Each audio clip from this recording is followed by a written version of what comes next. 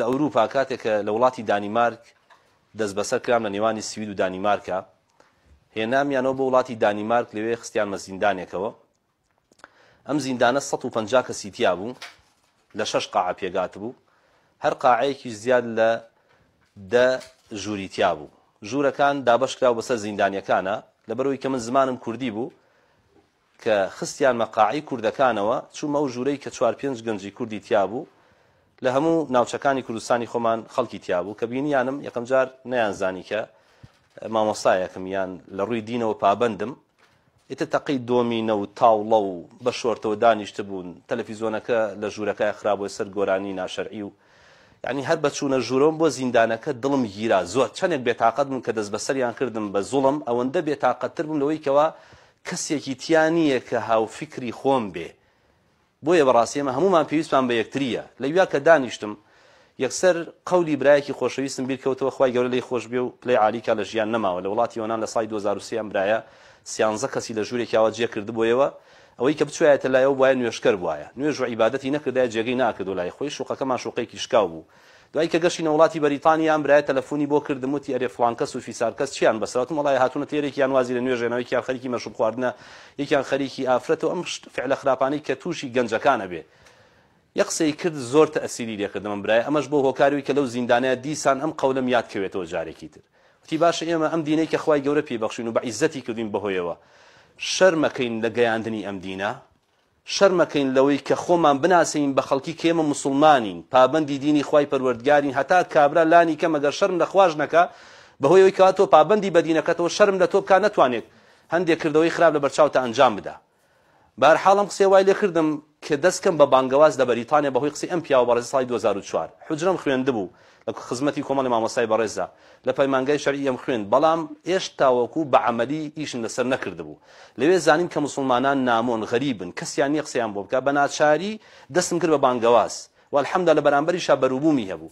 کە چوومە ناو زیندانەکەشەوە لە دانیما هەمان قسەم بیرکەوتەوە، سێم کرد بە تاقی تەنیام، هیچ کەسێکم لەگەڵا نییە و ئەو دینەش دینێکیەوە نەپاک و بێگەردە، هی ئەوە نییە کە ئینسان شەرمی لێ بکە خۆی نەناسێنێ بە خەڵکی. ئیتر لە گەرمەی قسەکردنام و گەنجەکان یەکسەوتم وەڵا بێ زەحمەت لەم شوێنەیە مزگەوتی تیانە. جا تەمەن نامیرکێکیان دایە دەستمە دانیمارک حکمێکی زۆر خراپی هەیە لە نامیکەکان نووسرا بوو کەوا ژووری نوێژ و مزگەوت قەدەغەیە بە هەموو شێوازێ، هەرچەندێ محەمدا داشمان ناو گوێشمانەدا بە و ترس و لەرزەی کە لەسەرمان بوو لەوێ، چونکە خۆمان هەر لە زیندان ناوین چیمان لێکردنەوە زیاتر. بۆیە یەکسەر وتم ئەرە ژوورێکی نوێژی تیانە بەرماڵێکتان هەیە بێ زەحمەت، وەڵام من نوێژم نەکردووە، ئەوە دام بە گوێیانە تا بزان کەوا من کەسێک التزامات بەدینم، چون کەسەیم کرد فەرمووم یەکەن بۆ تاوڵەکردن و دۆمینە، هەر تازە کە چوومەتە ژوورەکەەوە. وەڵای یەکسەر لە شوێنی خۆیانە وردە وردە چوونەوە بە خۆیانە، ئەوەی کە شۆرتی لە پیا بوو دوو لە ڕووی بەڕێسە ئێستا پانتۆڵێکی لە پێ کردەوە، چونکە ئیتر زانی کەسێکی تر لە بەرامبەریا دانیشتووە. ئەم ئیسلامەیە کە بە عیزەت دەکا بەبێەوەی کە بە خۆت بزانی. یەکسەوتیان وەڵای کاکەی منیمانە بەس کابرایەکی جەزایی لە ئیمام و خەتیب بە سنووداش ئەکرێتەوە بۆ ئەڵمانیا، ئەو پیاوە قورئانێک و بەرماڵێکی بە قاچاق هێناوەتە ژوورەوە. تەمان قورئان مەمنوع بێتە ناو سجنەکەەوە، ئەم بە قاچاق هێنا بێ ژوورە، خوای گەورە مۆفەقیکە. لە ژووری دووەمی لای خۆم ماموو لە دەرگاکەمدا و سەلامم لێ کرد، وتم وەڵا ئەگەر عەزیەت نەبێ وتیانە تۆ قورئانێکت پێیە لەگەڵ بەرماڵێکا بم دەیت ئێمە نوێژکەم. زۆری پێخۆش وتی بەیانی من سنووداشەکەم بۆ ئەڵمانیا، هەر خوای گەورە و بڵێ کە من چوومە زیندانەکە ئەم قورئان و بەرماڵی دایە دەستم، وتی ئەمە بۆ تۆ ئینشاءڵڵا دوای خۆشە تەسلیمی کەسانی تر کە چونکە ڕێگە نادەن قورئان بێتە ناو زیندانەکەەوە. ئینسان کە هاوڕێی قورئان بوو لە هەر شوێنێکا بێ بە ئەڵڵا قەسەم تەنها نابێ، خوای پەروەردگار سوبحانەهو وتەعالا خۆی یارمەتی دەرێتی. هاتمەوە بۆ ژووری کوردەکان، ئەو قاعیمە 10 ژووری تیا بوو. وتم لەم ژوورانە هیچ ژوورێکی تایە کەوا چۆڵ بێ، وتیان نەوەڵا هەمووی 4-5 نەفەری تایە ژوورەکان، بەڵام یەک ژوور هەیە ڕەشپێستێکی تایە، ئەم ڕەشپێستە کەس ناوێرێ لەگەڵ یا بخەوێ، 4 قەرەوێڵێکی تایە بەڵام بە تەنها خۆی ئەخەوێتیایە، لەبەرەوەی کە ڕەشپێستێکە تووڕەی عەسەبیە شەو پەلاماری خەڵکەدا لەوانەیە بوخینکێنێ لە گەرمەی خەوتە، کەسیش فریاو ناکەوێت لە زیندانەکەیە.